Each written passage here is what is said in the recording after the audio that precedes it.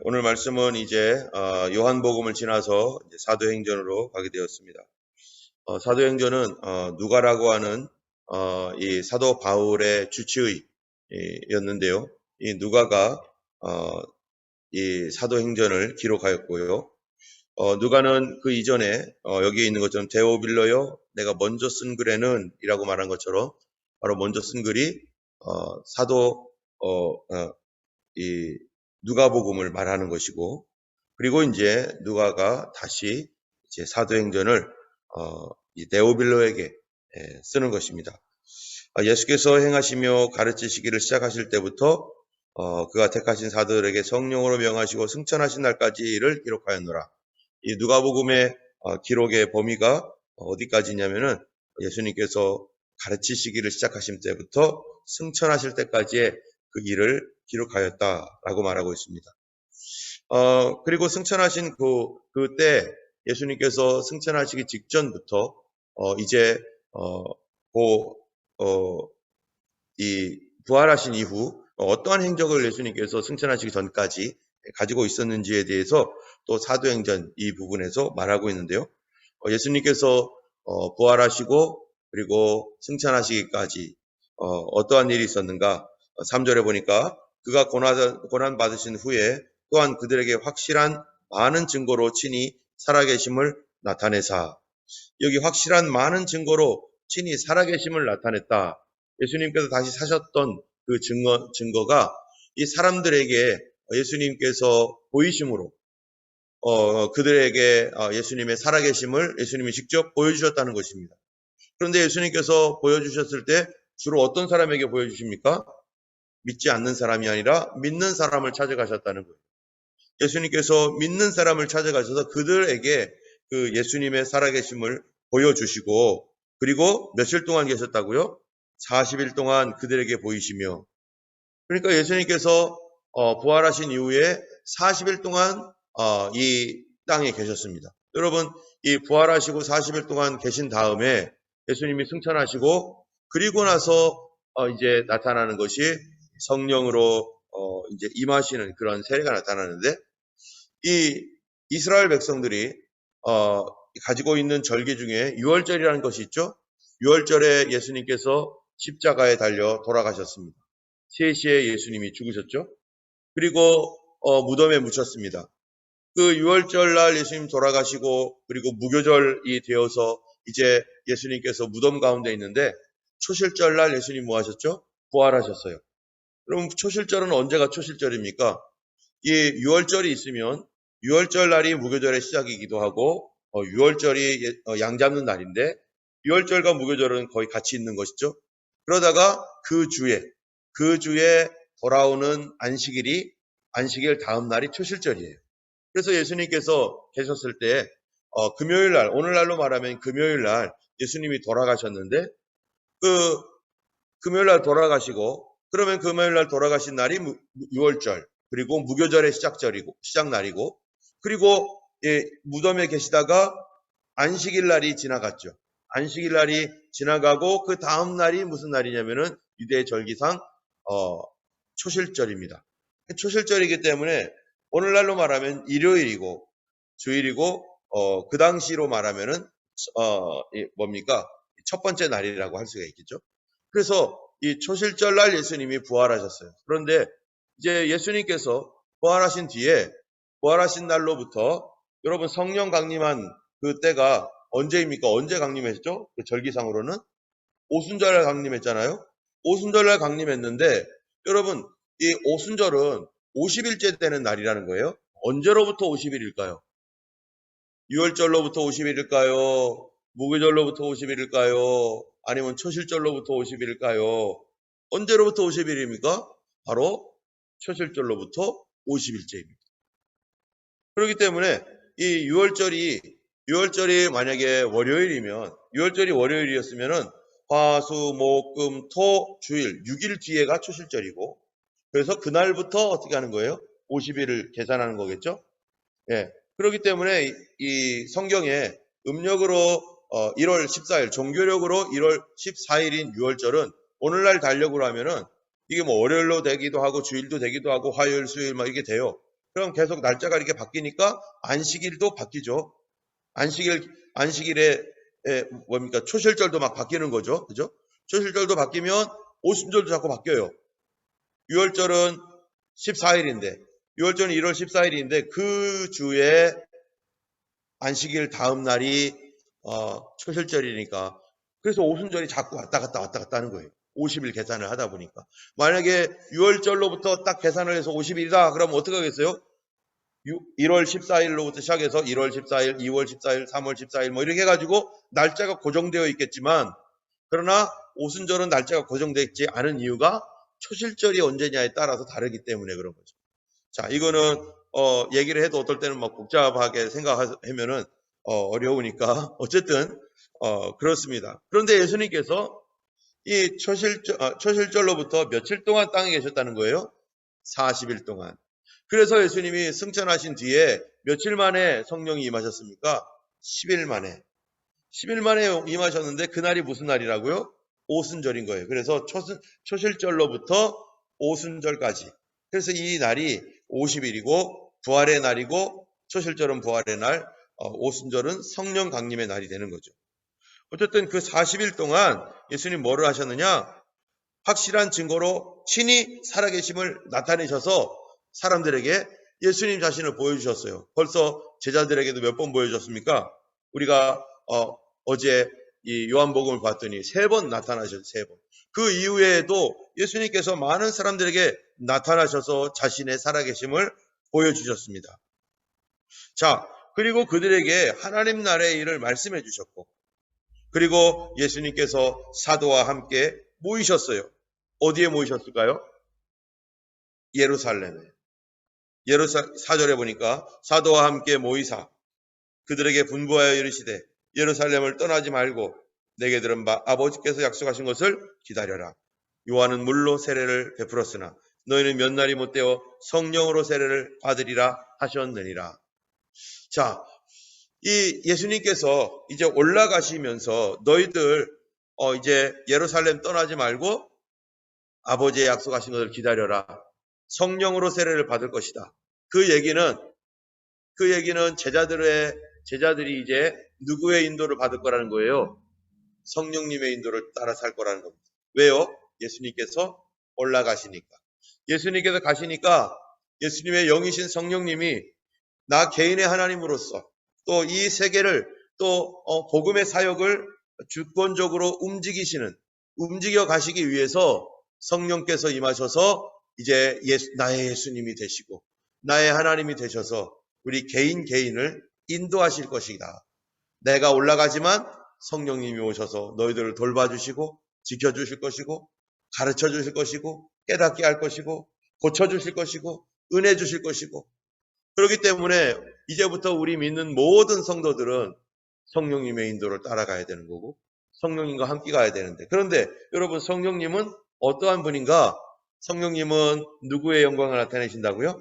예수님의 영광을 나타내신다는 거예요. 성령님을 믿으면 성령님을 따르면 누가 더욱더 내 마음속에 분명하게 드러나요? 예수님이 드러나고 예수님을 더 사랑하고 예수님 더 의지하고 예수님의 성품이 나타나는 것 그게 바로 성령 충만 받은 사람의 특징인 거죠. 또 성령님은 우리에게 또 어떻게 하신다고요? 장래일을 너희에게 알리시겠습니다. 내가 말한 모든 것을 생각나게 할 것이다. 하신 말씀처럼 이 장래일을 말씀하신다는 게 뭐였습니까?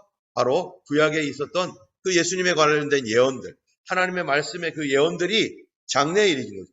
그러므로 성령을 충만하게 받고 성령 안에 있으면 우리에게 무슨 일이 일어나요? 하나님 말씀을 사모하게 되고 하나님 말씀에 대하여 공부할 수 있는 마음을 주시고 하나님 말씀 중심이 되고 그리하여서 또 우리의 인생에 대한 가치를 알게 되고 나의 부르심을 깨닫게 되고 이런 성령의 역사가 이제는 성령을 받아서 내가 가지고 있는 성령이 아니라 우리 그런 개념이잖아요. 성령 받으라 이렇게 말을 하니까 성령을 받아서 내가 주머니에 지니고 다니고 내 마음속에 이게 품고 다니고 하는 어떤 그런 개념이 아니죠.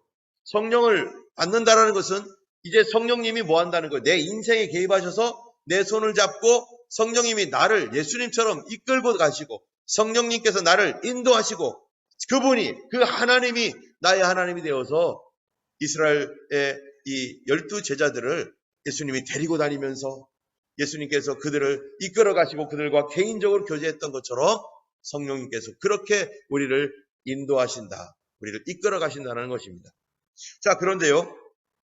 예수님께서 성령을 받아라 하시고 성령이 임하시면 권능받고 예루살렘 온 유대 사마리아 땅끝까지 이르러 내 증인이 되리라 이러시면서 예수님께서 이제 그리고 그 말씀을 하시고 올라가셨습니다.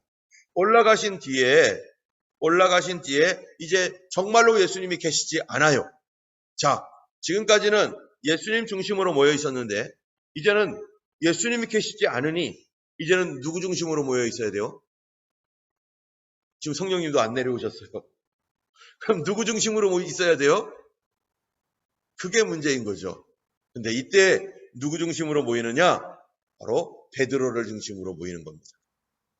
예수님께서 이 베드로를 중심으로 성령에 임할 때까지 베드로를 중심으로 모일 뿐만 아니라 앞으로 베드로가 이 사역을 감당할 수 있도록 계속해서 이 베드로가 수제자로서 이 제자들이 하나님 앞에서 온전하게 설 수 있도록 그 역할을 감당하는 그 사람이 바로 베드로예요. 그런데 베드로는 어떤 사람이었는가? 우리가 잘 아는 대로 베드로는 예수님을 3번이나 부인했던 사람이에요. 예수님의 제자 중에 유다는 예수님을 배반해서 떠났고 예수님을 3번 부인한 사람이 있습니까? 없습니다.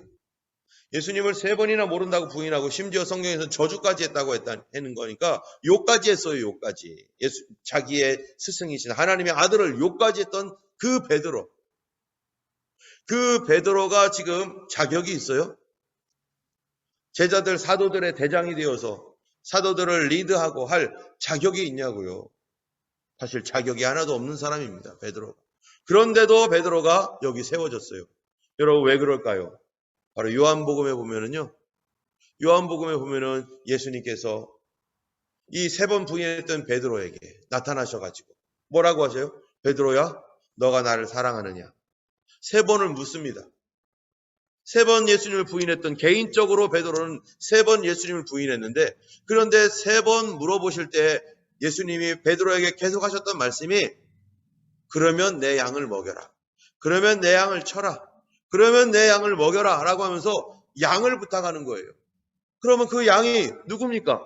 가깝게는 바로 예수님의 제자들을 얘기하는 거죠. 아주 가깝게는 예수님의 제자들을 얘기하는 거예요. 그리고 앞으로 믿을 사람들에 대하여 베드로가 일정 부분 뭐를 해야 된다는 거예요?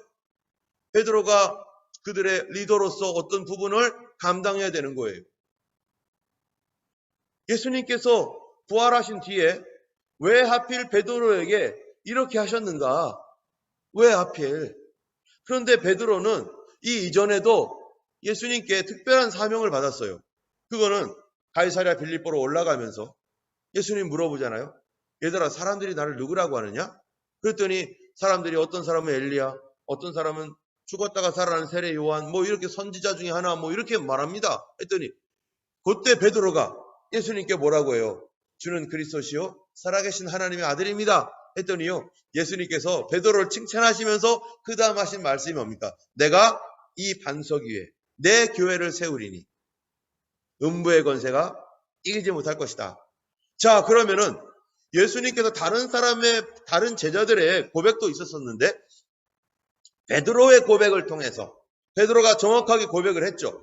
주는 그리스도시요 살아계신 하나님의 아들입니다라고 하는 이 반석, 이 신앙 고백 위에 내 교회를 세운다라고 했는데 그 신앙 고백을 했던 사람이 바로 베드로예요.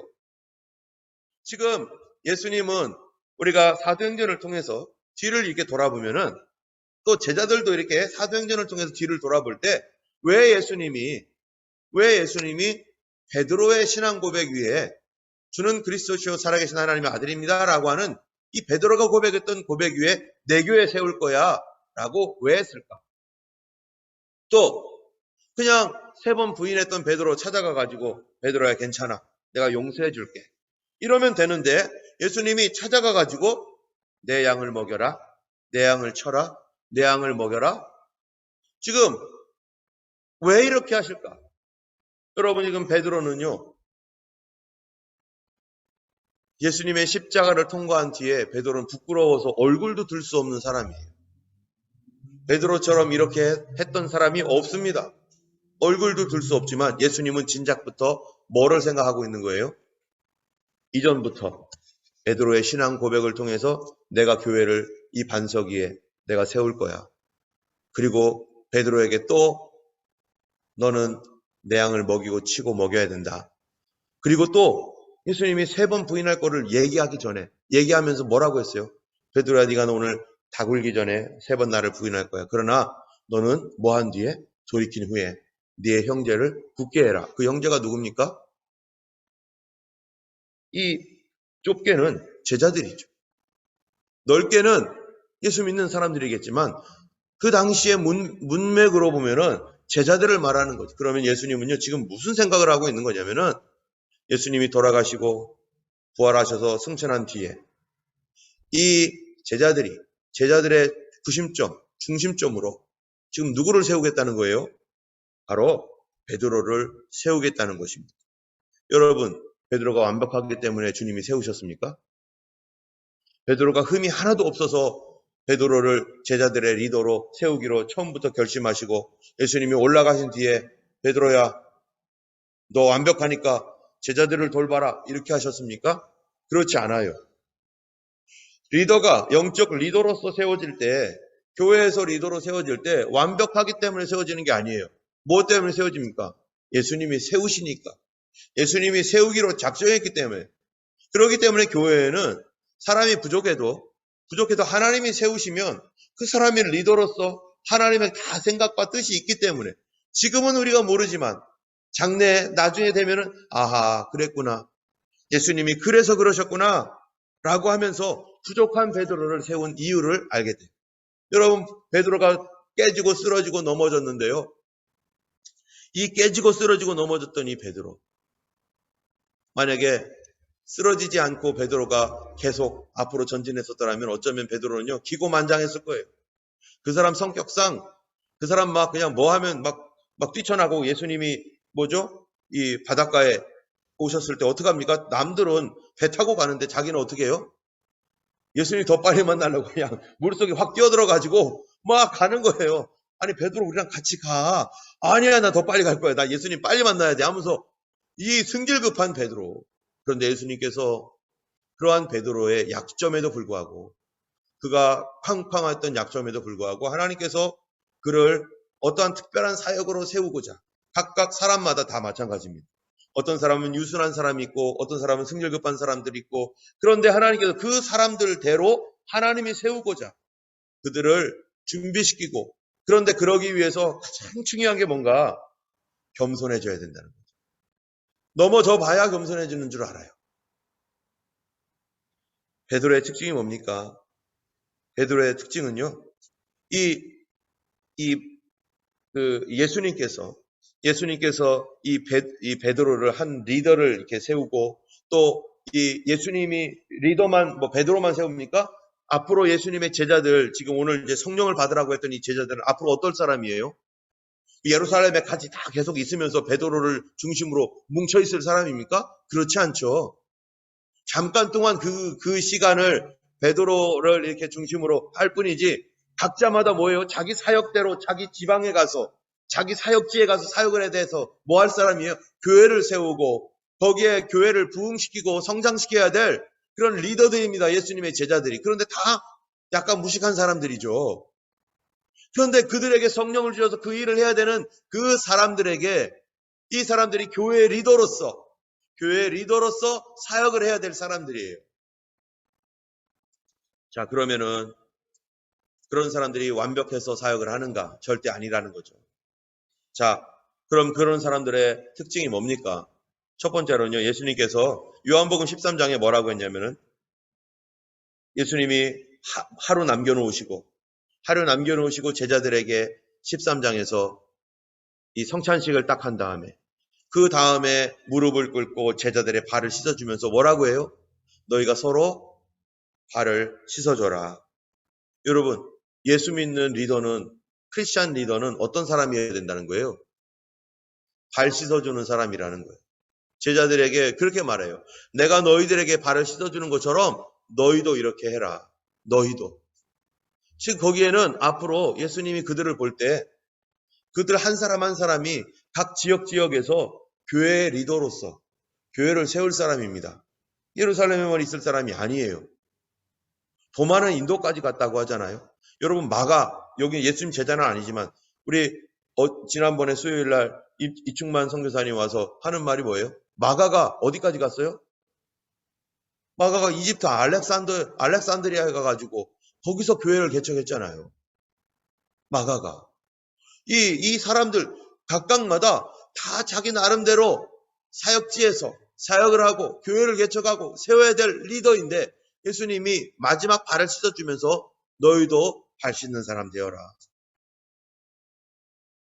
그들이 발 씻을 자격이 있어서가 아니라 그런 사람이 되라고 주님 명령하셨습니다. 그래서 교회에서 어떤 사람인가? 교회에서는요, 서로 발 씻어주는 사람이 정말로 리더인 것이죠. 굳은 일 하고, 다른 사람들이 정말로 하기 싫어하는 일들을 또 그런 일들을 기쁨으로 또 하시는 분들이 있어요. 보이지 않는 곳에서 그렇게 하는 분, 그런 섬기는 사람, 그렇게 더 많이 섬기는 사람이 사실은 리더인 거죠. 누가 뭐라고 안 해도 어떤 사람은요, 이게 시키는 것만 해요. 그런데 어떤 사람은 봐가지고 부족한 부분, 빠진 부분, 이런 부분이 어디 없나 항상 살피면서 아, 이거 내가 해야겠다. 여기를 내가 해야겠다. 그래서 거기를 발 씻어주는 그런 사람이 리더가 되는 거죠. 베드로에게, 제자들에게 너희들 발 씻는 사람 되어라. 교회의 발을 씻어주고 성도들의 발을 씻어주고 때문에 우리 하나님께서 이 베드로를 그렇게 또 세우고자 베드로에게도 발 씻는 사람 되라.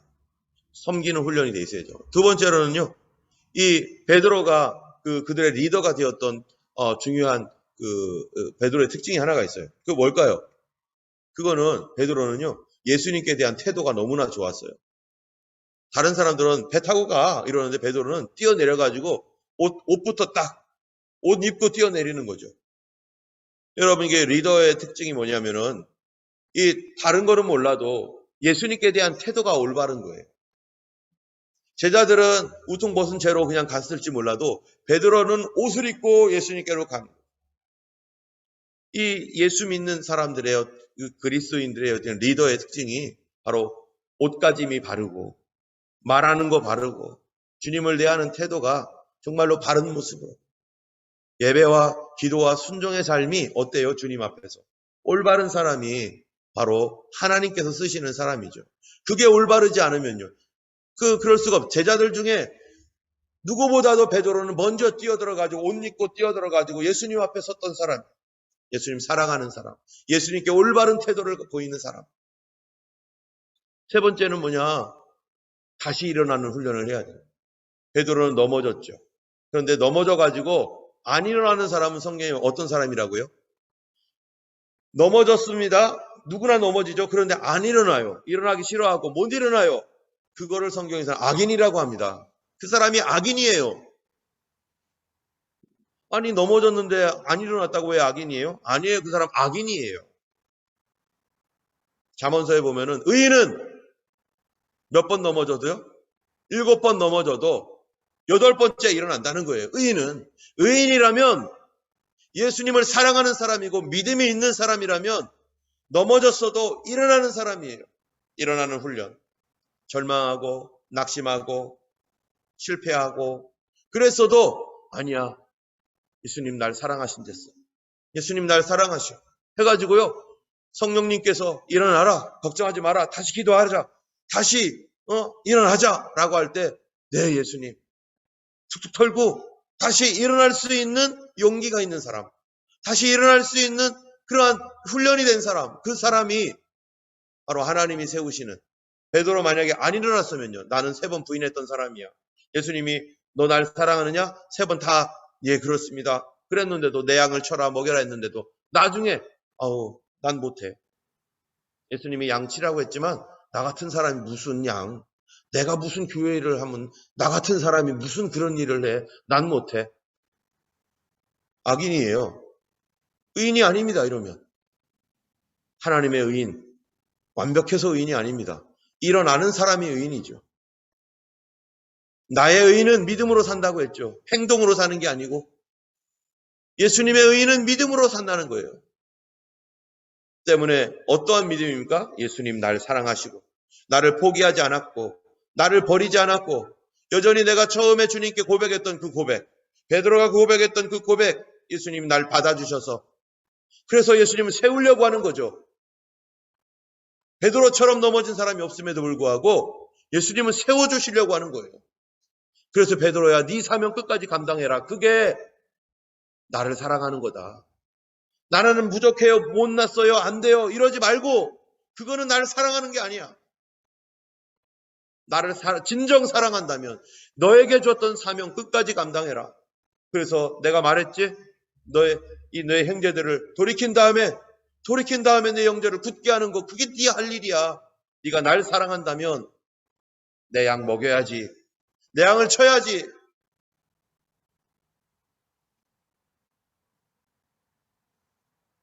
베드로는 수자로서 부족하고 부끄럽지만 예수님은 그들에게 이제 성령님과 함께 나와 함께 이제 세상 끝으로 가자 하시면서 예수님께서 성령을 부어주시겠다고 약속하셨고 성령을 받으라고 말씀하십니다. 여러분, 우리에게 성령을 주시고자 하신 예수님을 의지하시기 바랍니다. 그럴 때요, 그때 베드로가 그래서 무슨 일을 할 수 있었느냐?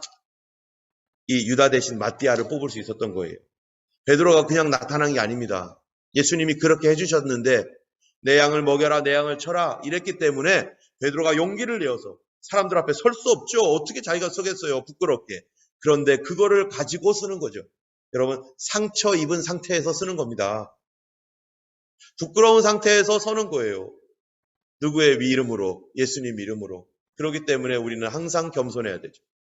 나 같은 사람을 세워주신 주님 너무 감사합니다.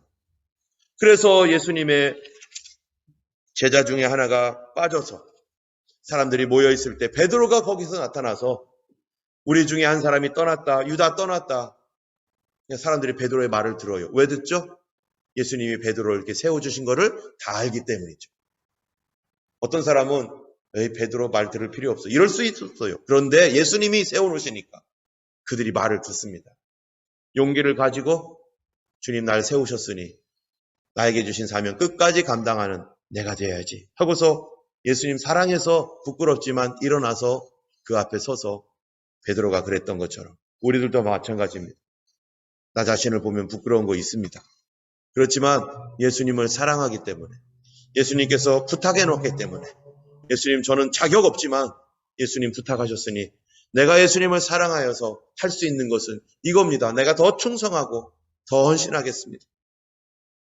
나에게 맡기신 그 일 잘 감당하겠습니다. 주님 오실 때까지. 그래서 베드로가 예수님 오시기를 기다리면서 그 사명 감당했던 것이고, 제자들이 다 도망갔잖아요. 예수님 오실 날 감당하면서 베드로 선거 보고서 제자들도 쓴 거예요. 베드로 안 썼으면 제자들도 휘청거렸을지도 모르죠. 다 뿔뿔이 흩어졌을지도 모릅니다. 근데 예수님이 그 약한 베드로를 세워서 베드로를 비난했던 사람을 부끄럽게 하고 그들의 리더로 세워주신 것입니다. 오늘 우리가 주님의 그 은혜 감사하며 마지막 때의 사명, 주님께서 날 구원하셨으니 이제 예수님 사랑하면 주님께서 나에게 맡기신 거 부끄러워하지 않고 감당하겠나이다. 주님 도와주세요. 더 용기 주시고 능력 주시옵소서. 성령 충만 부어 주옵소서 하며 우리가 주님 앞에 그렇게 헌신할 수 있는 우리가 되기를 예수님의 이름으로 축원합니다. 기도하겠습니다. 거룩하신 하나님 아버지 감사합니다. 주님, 우리는 부끄러운 것 너무나 많습니다. 세워질 수 없는 사람이지만 하나님,